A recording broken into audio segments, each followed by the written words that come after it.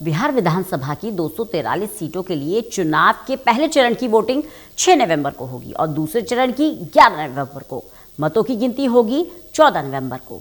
इसे लेकर सत्ताधारी एनडीए और विपक्षी गठबंधन ने अपना घोषणा पत्र जारी कर दिया है।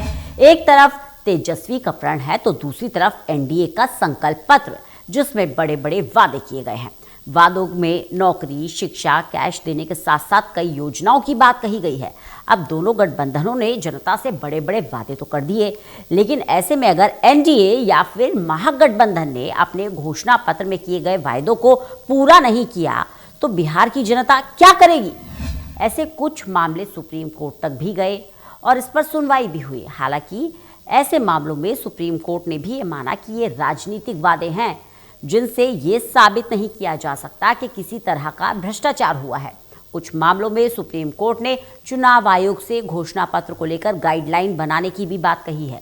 चुनाव आयोग आचार संहिता के नियमों के तहत पार्टियों और उम्मीदवारों के बयानों समेत बाकी चीजों पर नजर रखता है। हालांकि इसमें भी घोषणा पत्र के वादों को लेकर कोई खास नियम नहीं है। अब उस सवाल पर आते हैं कि क्या चुनावी घोषणा पत्र में किए गए वादे जीत के बाद पूरे करने जरूरी होते हैं?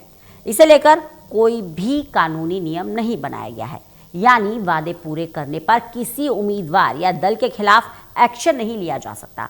हालांकि कुछ भी हवाई वादे करके अगर कोई सत्ता में आता है तो उसकी जवाबदेही जरूर तय की जाती है, जैसे पैसे बांटने या फिर कोई रिश्वत देने के वादे के मामले में सजा हो सकती है। जनप्रतिनिधित्व नियम 1951 के तहत बताया गया है कि पार्टियां और उम्मीदवार क्या कर सकते हैं और क्या नहीं। हालांकि इसमें वादा खिलाफी को लेकर कोई जिक्र नहीं किया गया।